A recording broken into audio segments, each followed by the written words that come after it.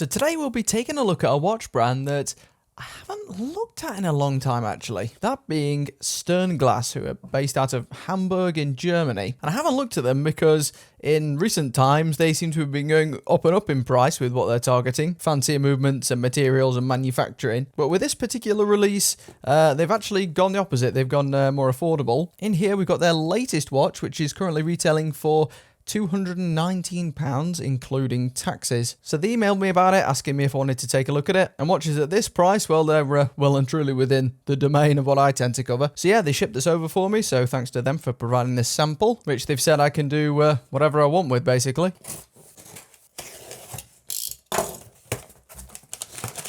Now, Sternglass watches are actually much more popular than you might think. I mean, we see, despite only having covered them a couple of times, a lot of you have clicked on the links of them. So their designs clearly stand out in some way or another. They tend to make much more Bauhaus-inspired watches, and they do a pretty good job of that across the board. Now, these two are both just different coloured variants of the same watch, if I remember correctly. These are both the 38mm Berlin, and it does come in a variety of different colours and strap combinations and all that. And I just went with the two that looked the most intriguing.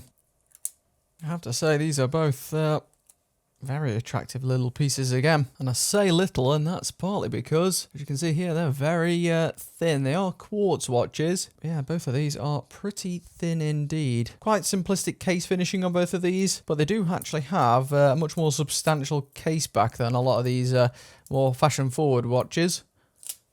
You can see here it's actually got the 4 quad-screwed rear, so it should be a little bit better when it comes to aquatic performance compared to the snapback watches. So what have we got here? We got 316L stainless steel case on both, glossy finish throughout. They are quite thin. We'll get the measurements on that in a moment. You have a curved sapphire crystal on top of both of these, and it's also got some anti-reflective treatment, and I have to say that treatment is very good. It says here, yeah, double anti-reflective coating, and it certainly shows. Despite featuring domed crystals, they're both very, very clear. 5 ATM water resistance for each of these, and then you get a choice of different straps here. So this one on the left is just the typical croc effect leather strap. Actually feels pretty good. You can see here it's actually a fully backed strap.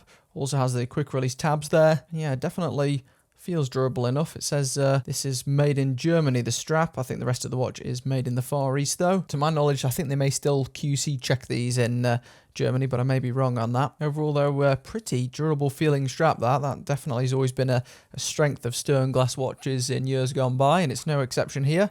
As for the Milanese style band, that feels pretty good. Also has a quick release, and it's got like a double fold over mechanism there, so it should be quite secure too. There we go. Yeah, not bad. And both work quite well with this design. Definitely like a Junghans inspired design here. Now, I know for a lot of you who like the more complex watches, you'll think this is probably quite boring, but I personally have always been quite into minimalism, when done properly at least, and I think this is done pretty well. Don't think it's as attractive as the Naus watch, though. The Naus Quartz is also a very similar watch to this, spec-wise, but it does come in at a slightly more affordable price, so I'll also link that one below, because in some ways, I think that one's maybe a bit more original than this. We've seen a very similar layout to this before, although these numbers here are particularly stretched out, even more so than normal, and the date wheel is very slim and thin there. Not sure exactly what movement this one's using. What's this got in? A Miyota GM02. I'm sure I've probably encountered that watch before, but can't remember a great deal about it. The dial on this one has like a slightly mottled texture to it, and it's also curved at the edges from the looks of this. You'll see it tapers off right at the sides, which also just gives it a bit more flavour. But overall, you really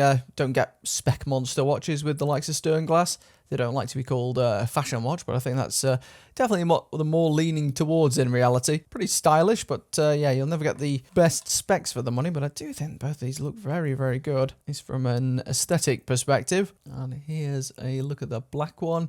I think this gold is a little bit too yellowy for my personal taste. I tend to like it when it's a tiny bit more restrained than that, but I arguably like the dial a bit more on this one. Well, let's get the calibers on this and we'll work out the exact sizes. Widthways, we've got pretty much exactly 38mm. Lug to lug, only 44. That's actually a bit shorter than I thought. And a thickness with the crystal of 10.1, and that's only at the very, very center though. It's actually much thinner than that if you discount the crystal. Without it, you're looking maybe even under 8mm. So yeah, very thin. Oh, and the lug width, if you're wondering, is 20mm. Let's see how these wear, eh? And there's a look at it on my 6¼ inch wrist, and these definitely wear slightly larger than 38 just because they got such wide dials compared to the case, but they do wear extremely flush, as you can see. I'd say these are most comparable to something like an Iron Annie watch. So I have actually reviewed this brand before on my channel. They used to be called Junkers, and they're made by a German company called Point Tech. And as you can see here,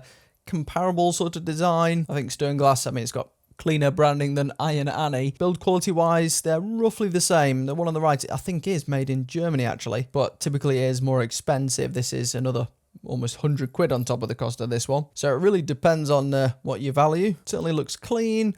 Not maybe quite to my taste, but let's check the other one, eh? And yeah, I think this thing looks quite substantially better actually on the Milanese band. Didn't think this one would work out so well in the flesh, but no, this is, I think, definitely the way to go with this watch. And the black dial too, I just think looks a bit sleeker. As always, this watch is linked in the video description if you want to take a look at this new model. The second-hand alignment on this one is bob on, but was a little bit off on the other model. It seems like Casio are the only company who can do that right, or have the machinery to pull it off, because that's the actual secret behind that. But again, yeah, very sleek option at least, and a lot cheaper than a Young Guns, I'll say that much.